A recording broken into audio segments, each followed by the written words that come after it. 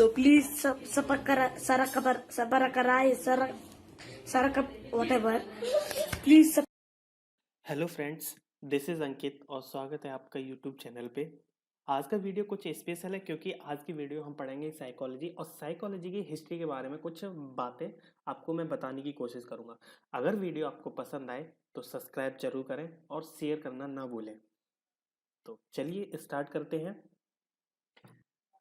Psychology की history के बारे में कुछ तथ्य हैं, उनको जानने की कोशिश करेंगे। सबसे पहले साइकोलॉजी शब्द के बारे में जान लेते हैं। साइकोलॉजी जो वर्ड है हमारा, ग्रीक भाषा के शब्दों से साइकोलॉजी बना हुआ है। मतलब जो साइकोलॉजी वर्ड है वो ग्रीक भाषा का है। साइकोलॉजी दो शब्दों से मिलकर बना हुआ है, साइको प्लस लोगस।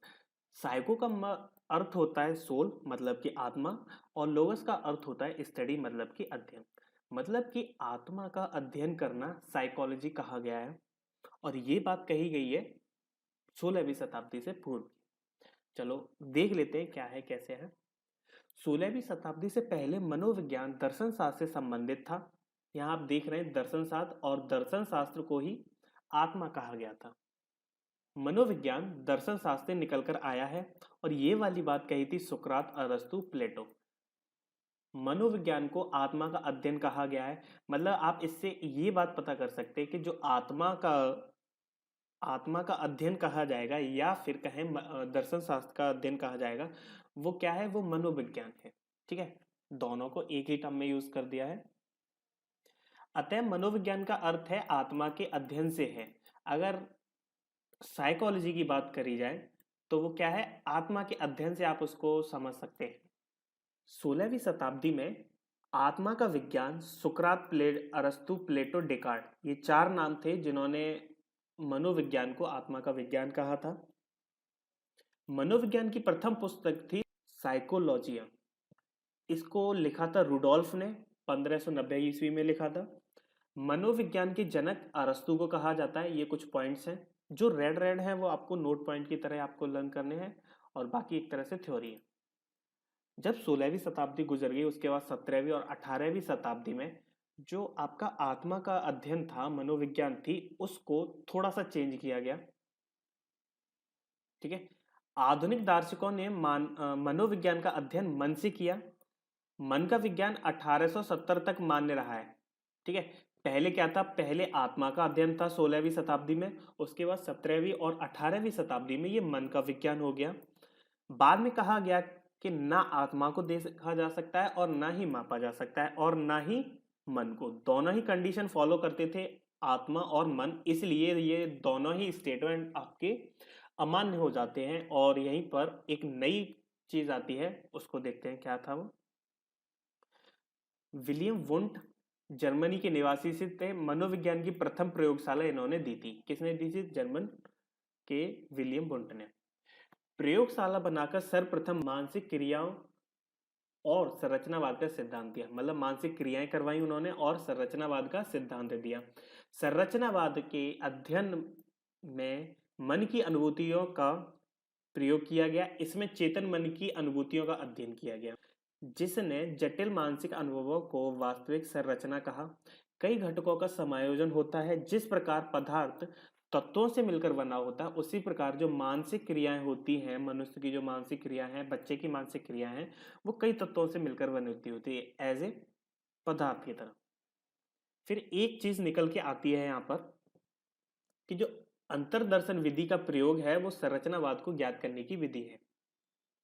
नेक्स्ट पॉइंट है आपका, संरचनावाद को नकार कर एक अन्य शाखा का जन्म हुआ जिसे व्यवहारवाद कहा गया।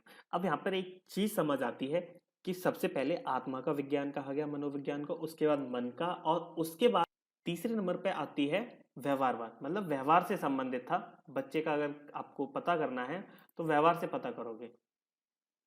पहले क्या था कि मन, पहले आत्मा फिर मन, उसके बाद व्यवहार पर। बाद में वुडवर्थ ने कहा मनोविज्ञान ने आत्मा को त्यागा, फिर मन को त्यागा, फिर संरचनावाद को, और उसके बाद अपना है व्यवहारवाद को। मतलब कि चार चीजें आ गई। सबसे पहले था आपका आत्मा, ठीक है, उसके बाद आया मन, उसके बाद आया संरचनावाद, उसके बाद आया व्यवहारवाद। अब बात चल रही है व्यवहारवाद पर। ठीक है, तो व्यवहारवाद को किसने दिया था वो भी हम पढ़ेंगे। नेक्स्ट आ गया था प्रकार्यवाद, ये दिया था विलियम जेम्स ने। प्रकार्यवाद को संरचनावाद से अधिक वैज्ञानिक माना गया क्योंकि अधिगम सीखना प्रक्रिया पर अधिक बल देता है। ये जो प्रकार्यवाद था वो संरचनावाद के बाद आया था, विलियम जेम्स ने इसका प्रतिपादन किया था। ठीक है, और इसमें कुछ ज्यादा है नहीं, बट थोड़ा सा ये अधिगम को सीखना प्रक्रिया पर अधिक बल देता था, मतलब सीखने की प्रक्रिया पर अधिक बल दिया था प्रकार्यवाद ने। फिर आता है आपका व्यवहारवाद, इसके प्रतिपादक हैं वॉटसन। ठीक है, व्यवहारवाद का जन्म प्रथम विश्व युद्ध के समय हुआ, इसे अमेरिकी मनोवैज्ञान के द्वारा तैयार किया गया था। ये जो वाद था वो अमेरिकी मनोवैज्ञानिक द्वारा तैयार किया गया और ये प्रथम विश्व युद्ध के समथिंग हुआ था। ठीक है, लगभग 19वीं शताब्दी स्टार्ट हो चुकी थी तब जाके व्यवहारवाद का। अब व्यवहारवाद होता क्या है, व्यवहारवाद इज इक्वल टू अनुभव करने योग्य प्लस मापने योग्य, दो चीजें हैं इसमें। पहले तो आप अनुभव करोगे व्यवहार से, ठीक है, उसके बाद माप भी सकते हो उसको, तो दो चीजें आ जाती हैं आपकी व्यवहारवाद में। सर्वाधिक बल अनुभव और मापन पर देता है, ऑब्वियस बात है कि अनुभव पर देगा और मापन पर देगा। जन्मजात को नकार कर व्यवहारवाद अर्जित लक्षणों पर अधिक बल देता है। जो व्यवहारवाद है वो आत्मा, मन, इन सभी को हटा करके, मतलब कि जन्मजात की जो चीजें हैं उनको हटा करके बच्चा कैसे व्यवहार कर रहा है उस चीज पर अधिक बल देता है। नेक्स्ट आया था समग्रवाद या गेल्टास्टलिज्म, मतलब कि इसको कहें समग्र से आप याद रख सकते हो, समग्र मतलब संपूर्ण से। ठीक है, तो गेस्टाल्टिज्म या समग्रवाद को कॉलर, कॉफ्ता, वर्दीमेयर ये लोग थे, इन्होंने दिया था। ये लगभग 20वीं शताब्दी में हो गया था स्टार्ट।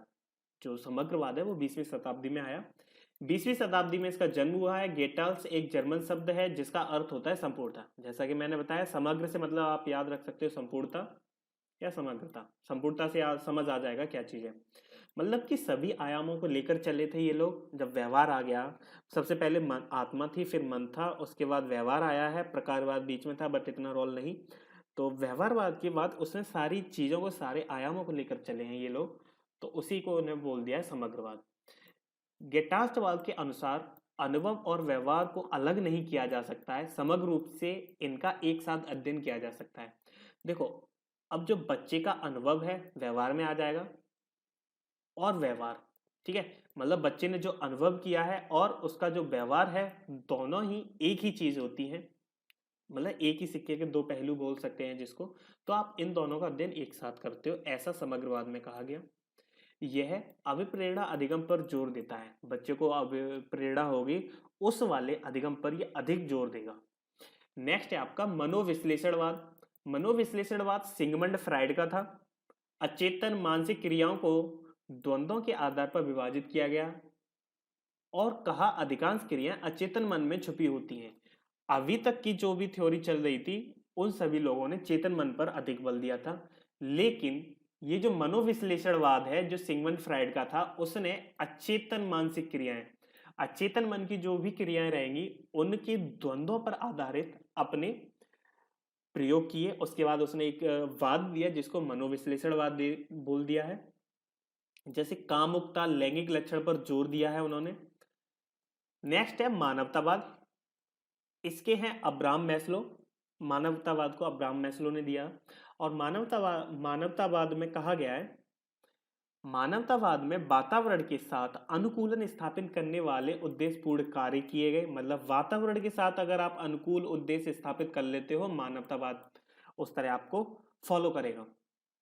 मानवतावाद व्यक्तिगत भिन्नता और व्यक्तिगत मूल्यों के अस्तित्व पर अधिक बल देता है, मतलब कि इंडिविजुअल डिफरेंसेस पर और व्यक्तिगत,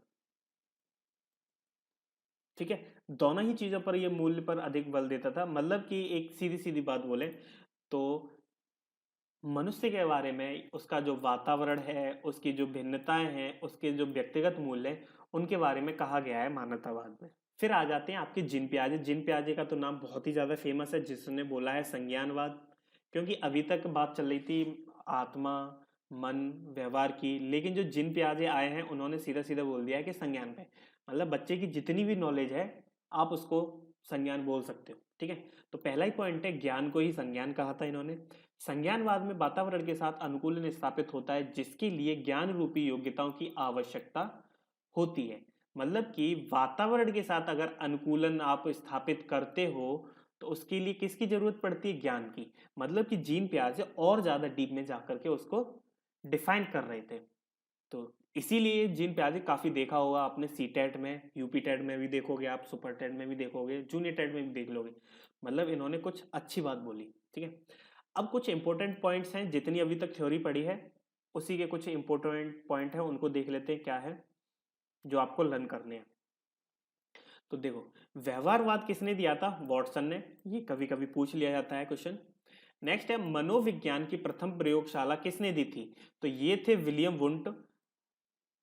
1879 में दी थी, जर्मनी के लिपजिन शहर में। ठीक है, जो पहली प्रयोगशाला है विलियम वुंट ने दी है, 1879 में दी है, जर्मनी के लिपजिन शहर में। भारत में मनोविज्ञान की प्रथम प्रयोगशाला कलकत्ता में बनाई गई थी। भारतीय मनोविज्ञान संगठन की स्थापना 1924 में हुई थी। साइंस ऑफ ह्यूमन बिहेवियर जो बुक है वो किसने लिखी है? स्किनर ने। देखो, ये तो थी थ्योरी। अगर आपको ऐसे इंपॉर्टेंट पॉइंट जैसे कुछ क्वेश्चन चाहिए तो मैं उसके लिए वीडियो बना दूंगा, बट आपको कमेंट करना है कि किस चीज पे बनाना है, कौन सा टॉपिक है, वो सब। चलिए, इस वीडियो में इतना ही रखेंगे, लेकिन आपके लिए एक दो क्वेश्चन है छोटे छोटे से, आपको कमेंट में आंसर करना है। इनका आंसर क्या हो सकता है मुझे पता है, मैं आपको टेलीग्राम ग्रुप पे बता दूंगा क्या इनका आंसर होगा। ठीक है, तो वहां डिस्कस कर लेंगे इसको। तो पहला क्वेश्चन है आपके लिए, निम्न में से कौन मनोविज्ञान को आत्मविज्ञान के रूप में स्वीकार करता है? चार ऑप्शन है आपके पास, अरस्तु, जेम्स, सुकरात, प्लेटो। अगर आपने वीडियो स्टार्टिंग से देखी है तो आप इन क्वेश्चंस का आंसर दे सकते हो। कल मैंने देखा रीता अपनी छोटी बहन से हिंसक रूप से लड़ रही थी, तो कौन सा उपागम रीता के व्यवहार को समझने में मेरी मदद करेगा? मतलब एक टीचर है, दो बहनें हैं, वो आपस में लड़ रही हैं काफी हिंसक रूप से, तो एक टीचर समझना चाहता है उसके व्यवहार को, तो कौन सा उपागम होगा? संज्ञानात्मक होगा, मनोलैंगिक होगा, मनोगतिक होगा, या इनमें से कोई नहीं होगा? ये दो क्वेश्चन है आपको करने हैं और कमेंट में आंसर करना है। नहीं आएगा तो मैं बताऊंगा आपको। ठीक है, और हाँ, एक और बात, अगर आपने यहाँ तक वीडियो देखा है, मतलब कि आप इंटरेस्टेड हो इस चीज़ में, तो प्लीज़ सब्सक्राइब कर देना, शेयर कर देना, लाइक कर देना, और कमेंट जरूर करना इन दोनों क्वेश्चंस का आंसर। तो इस वीडियो में इतना ही, मिलेंगे अगले वीक में एक और वीडियो के साथ। और हाँ, अगर आपको कुछ क्वेश्चंस चाहिए, क्वेश्चंस की प्रैक्टिस करनी है, तो कमेंट में जरूर बताना। ये तीन चीज़ों पे कमेंट करना है, इस क्वेश्चन, ये दो क्वेश्चन का आंसर करना है, आपको किस चीज़ पर, किस टॉपिक पर वीडियो चाहिए उसके लिए करना है। और अगर वीडियो अच्छा लगता है तो थोड़ा सा मोटिवेट भी करें कमेंट करके। धन्यवाद।